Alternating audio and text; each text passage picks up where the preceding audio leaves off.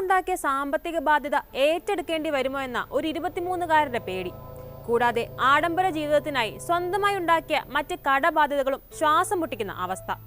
ഇതിൽ നിന്നെല്ലാം രക്ഷപ്പെടാൻ ഉമ്മയെയും അനുജനെയും കൊന്ന് സ്വയം ജീവനൊടുക്കാൻ തീരുമാനിക്കുന്നു.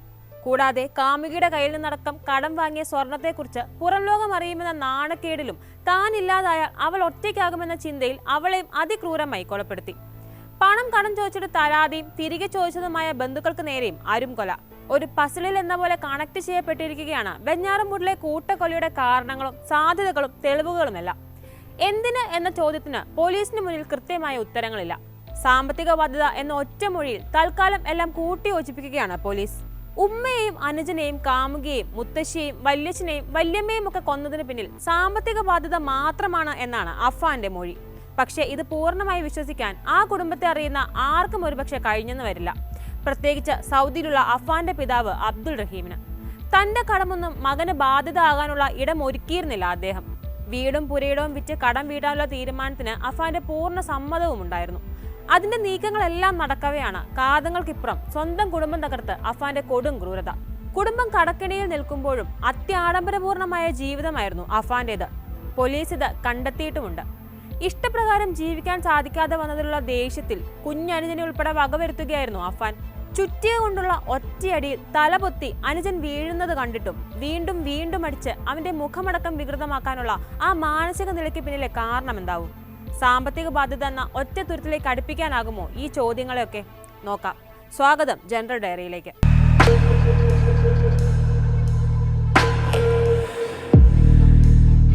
വെഞ്ഞാറമൂട് പേരുമലയിലെ സൽമാസിൽ അബ്ദുൾ റഹീമിന് 2 ആൺകുട്ടികളാണ്. 23-കാരനായ അഫ്ഫാനും 8ാം ക്ലാസ്സുകാരനായ അഫ്സാനും. രണ്ടുപേരും നല്ല കുട്ടികൾ. വീട്ടുകാരോടും നാട്ടുകാരോടുമൊക്കെ നല്ല സ്നേഹം. മൂത്തവനായ അഫ്ഫാൻ അങ്ങനെ അധികം സംസാരിക്കാറൊന്നുമില്ല.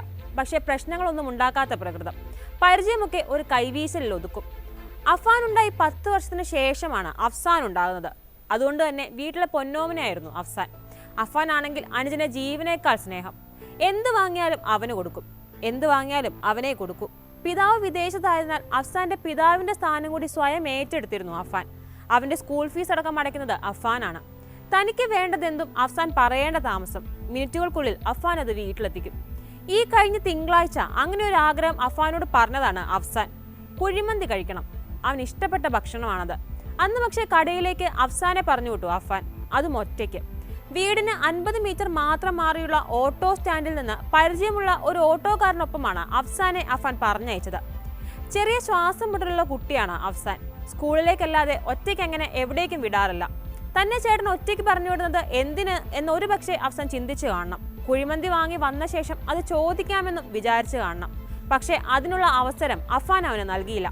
വീട്ടിൽ തിരിച്ചെത്തിയ അഫ്സാനെ ചുറ്റിയ കൊണ്ട് തലക്കടിച്ച് അഫ്ഫാൻ കൊന്നുകളഞ്ഞു. അത് പക്ഷേ അന്ന് അഫ്ഫാൻ നടത്തിയ ആദ്യത്തെ കൊലപാതകമായിരുന്നില്ല. അഫ്സാൻ ഉൾപ്പെടെ സ്വന്തം ഉമ്മയുൾപ്പെടെ 6 പേർക്ക് നേരെയാണ് അന്ന് അഫ്ഫാന്റെ ചുറ്റി കാഞ്ഞു വീശിയത്. അഫ്സാൻ, അഫ്ഫാന്റെ സുഹൃത്ത് ഫർസാന, മുത്തശ്ശി സൽമാ ബീവി, പിതൃ സഹോദരൻ ലത്തീഫ്, അദ്ദേഹത്തിന്റെ ഭാര്യ ഷാഹിദ. അഫ്ഫാന്റെ ക്രൂരതയ്ക്കിരയായത് 5 പേരാണ്. കൊലപാതക ശ്രമത്തിൽ ഗുരുതരാവസ്ഥയിൽ പരിക്കേറ്റ് വെന്റിലേറ്ററിൽ കഴിയുകയാണ് മാതാവ് ഷെമി. അനുജനെയും മറ്റു ബന്ധുക്കളെയും അടക്കം നിഷ്കരണം അഫ്ഫാൻ കൊന്നുകളഞ്ഞതിന് പിന്നിലെ യഥാർത്ഥ സാധ്യതകളെങ്കിലും അറിയാൻ ഷമിയുടെ ആരോഗ്യനിലയിൽ പുരോഗതി ഉണ്ടാകണം. 6 മണിക്കൂർ കൊണ്ട് അഫ്ഫാൻ കൃത്യം നടത്തി കീഴടങ്ങിയെന്നാണ് വിവരം.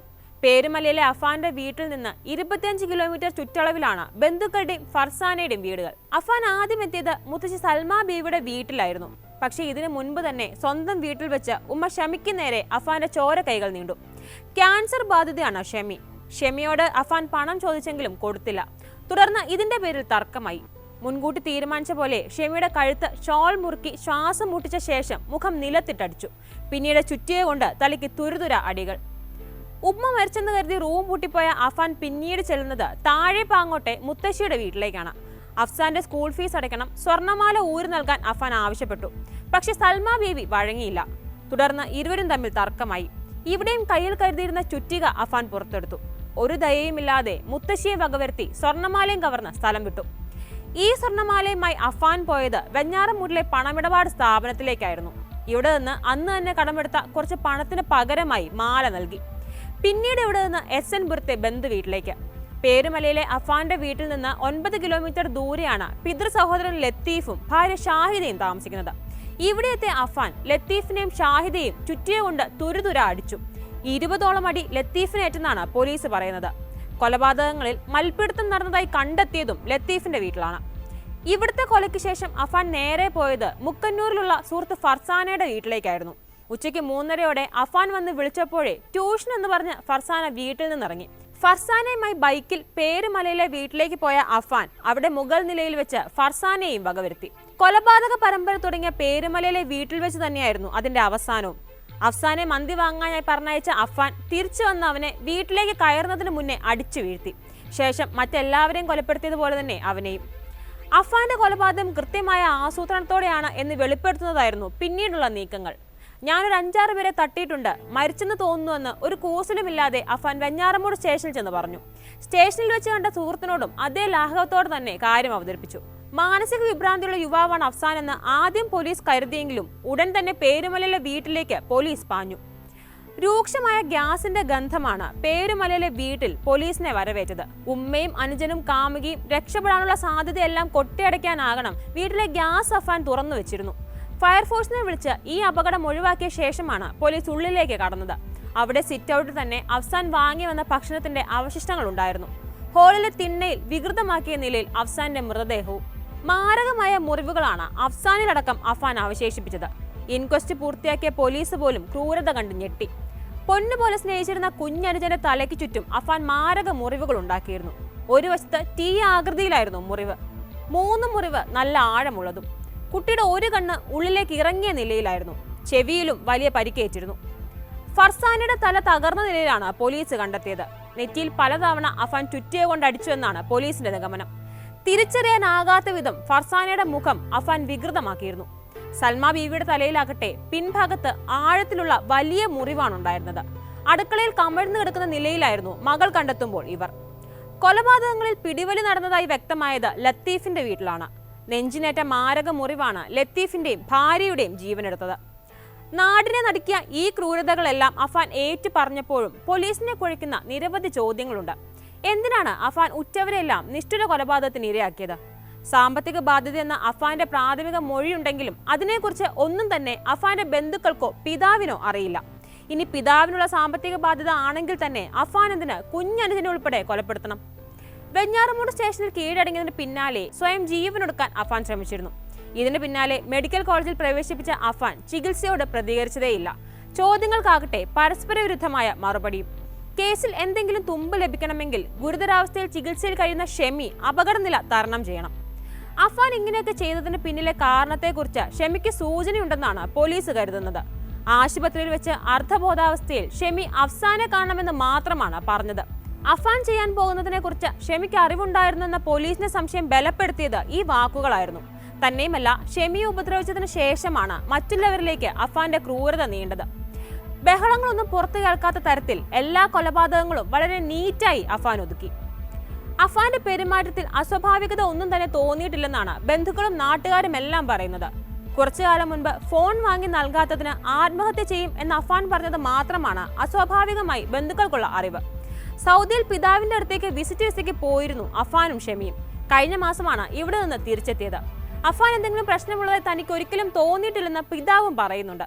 പക്ഷേ വീട്ടിൽ അഫാനൊപ്പം ഉണ്ടായിരുന്നത് ഷെമി ആയിരുന്നതിനാൽ അഫാന്റെ സ്വഭാവ വൈകല്യങ്ങളെ കുറിച്ച് ഷെമിക്ക് ധാരണയുണ്ടാവാം എന്നാണ് പോലീസിന്റെ പ്രതീക്ഷ. അപ്പോഴും കുടുംബ പ്രശ്നങ്ങളാണെങ്കിൽ തന്നെ അതിലേക്ക് ഫർസാനെ അഫാൻ വലിച്ചിഴിച്ചത് എന്തിന് എന്ന ചോദ്യവും ഉയരുന്നുണ്ട്. അതും വീട്ടിലേക്ക് വിളിച്ചു വരുത്തി ഉമ്മയെയും അനുജനെയും വകവരുത്തിയ അതേ രീതിയിൽ.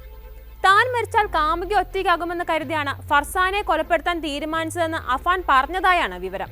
സ്കൂൾ തലം മുതൽ ഒരുമിച്ച് പഠിച്ചതാണ് ഇരുവരും. PG വിദ്യാർത്ഥിനിയാണ് ഫർസാന. ഫർസാനെ വീടിന്റെ മുകൾ നിലയിൽ കൊണ്ടുപോയാണ് അഫാൻ കൊലപ്പെടുത്തിയത്.